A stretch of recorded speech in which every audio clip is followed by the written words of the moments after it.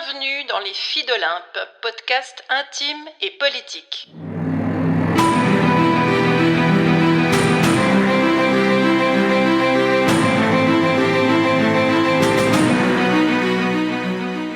C'est reparti pour le défi J'envoie 2024.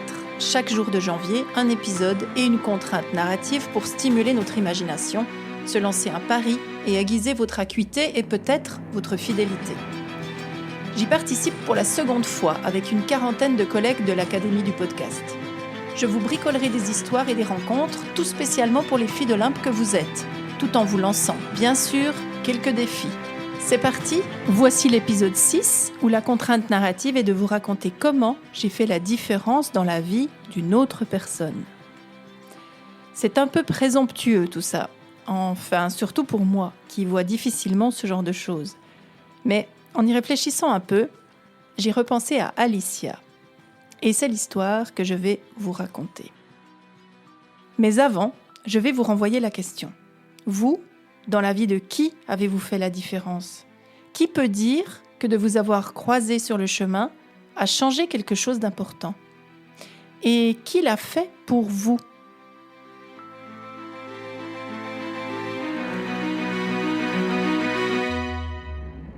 Dans ma vie d'indépendante, il y a toutes sortes de mandats. Et pendant plusieurs années, j'ai travaillé avec des adolescentes et de jeunes adultes, classe d'âge de 15 à 25 ans environ. J'étais mandatée par une école professionnelle pour leur donner une formation durant toute l'année scolaire dans une branche à peu près fourre-tout, sans notes. Donc rien d'important finalement, sauf que ça me permettait d'y placer tout ce à quoi je crois, planter des graines d'esprit critique, ouvrir la porte à la réflexion et à l'empouvoirment de ces futurs citoyens et citoyennes. L'empouvoirment. J'aime bien ce mot francisé, venant donc d'empowerment, et je l'utilise passablement.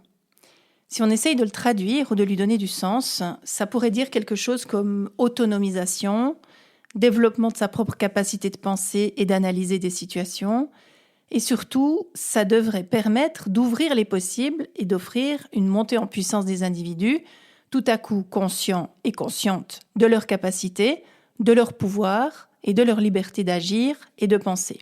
Ça permettrait donc de développer ce fameux esprit critique dont on a déjà parlé et donc de favoriser la démocratie au détriment de tous les totalitarismes. Ça nourrit des valeurs essentielles pour moi que j'ai envie de porter plus loin, surtout si c'est en mon pouvoir. Et c'est d'ailleurs ça aussi qui est au cœur du dispositif des Filles d'Olympe. Bon, soyons clairs, donner des formations à des ados, c'est pas vraiment une promenade de santé et ça ressemble plutôt à ça.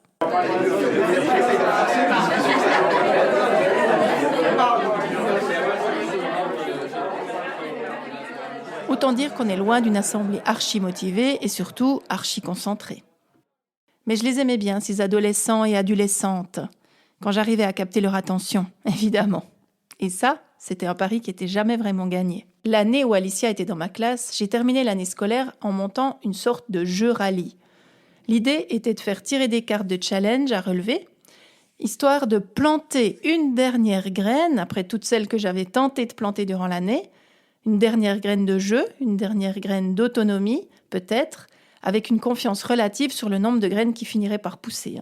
Parce que dans ce genre de mission, on reste extrêmement modeste. Dans les défis possibles, il y avait par exemple « Allongez-vous par terre en pleine rue pendant 5 minutes » ou alors « Vivez les yeux bandés pendant 24 heures d'affilée » ou encore « Prenez une douche gelée 3 minutes au moins 2 matins de suite » ou le pire du pire, « Éteignez votre smartphone pendant 2 jours consécutifs ». Alors à quoi ça sert de poser des challenges de ce genre ? C'est comme se lancer un défi personnel, un défi à soi, et c'est comme se prouver qu'on est capable de réaliser des choses dont on ne pensait peut-être pas être capable. Et donc, je crois que ça participe de la construction de la puissance et de l'autonomie et de la confiance en soi. Et donc, j'aime bien ce genre de choses-là et j'aime bien les proposer. Et d'ailleurs, je vous défie d'en choisir un à tester de ces défis, si vous voulez. Donc, le jeu a été fait et j'avais environ une 50, 55, 60 élèves. Donc j'avais tous ces ados qui s'étaient succédés dans mes cours et qui ont joué avec plus ou moins de bonne volonté, qui ont beaucoup rigolé en se demandant si leur prof n'était pas un peu cinglé. Mais ça, c'était pas la première fois qu'ils se posaient la question durant l'année. En tout cas, à mon avis, C'est ce qui s'est passé. Alicia, elle a tiré une carte, elle a soupiré et elle a dit que jamais elle n'oserait. Et l'année s'est terminée, tout le monde est parti en vacances. Cet été-là, je me suis offert 1 mois d'Italie. Franchement, le bonheur absolu. Et un soir, alors que je savourais Pise et un restaurant sublime, mon téléphone a vibré. C'était Alicia. Bonjour madame, comment allez-vous ? Aujourd'hui, j'ai pensé à vous. La dernière leçon que nous avons passée ensemble, nous avons dû tirer des cartes au hasard et réaliser un défi. Je me rappelle vous avoir dit que je ne serais sûrement pas capable de faire le défi. C'était de passer un moment seul ou d'aller manger seul au restaurant. Et là, je suis dans le sud de l'Italie. Et aujourd'hui, je suis allée boire un verre au bord de la plage toute seule. Et je tenais à vous remercier car vous m'avez aidé à me motiver et à réaliser ce défi. Alors, merci infiniment. Tiens, c'était le message d'Alicia. Elle m'a fait hyper plaisir. Parce que, franchement, honnêtement, planter des graines, c'est super. Savoir si elles germent un jour, souvent, on n'en a pas conscience, on n'en a pas connaissance. Et là, elle venait de dépasser une peur. Et moi, j'étais très touchée qu'elle pense à me le dire, qu'elle pense à me remercier. Même si, évidemment, que c'est elle qui a fait tout le boulot, il avait fallu une minuscule impulsion. Et ce jour-là, c'était grâce à moi. Une autre fois, ce sera grâce à une autre personne. Mais ce jour-là, c'était ma proposition qui avait fait mouche et qui lui avait permis de gravir un escalier de plus dans l'échelle de sa propre confiance en elle. Et elle me le disait, parce que notre vie est faite de plein de dépassements de peur si on y réfléchit un peu.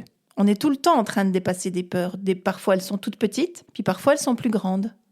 Mais on dépasse des peurs sans cesse. Et chaque fois qu'on arrive à vaincre un obstacle, quel qu'il soit, petit, minuscule ou grand, ça nous fait avancer. Et ce matin, vous êtes tout plein à retourner au boulot. Et j'espère que cette jolie fable vous accompagnera et vous donnera un peu d'énergie nécessaire dont vous aurez besoin pour cette journée un peu particulière. Merci de m'avoir écouté jusqu'au bout.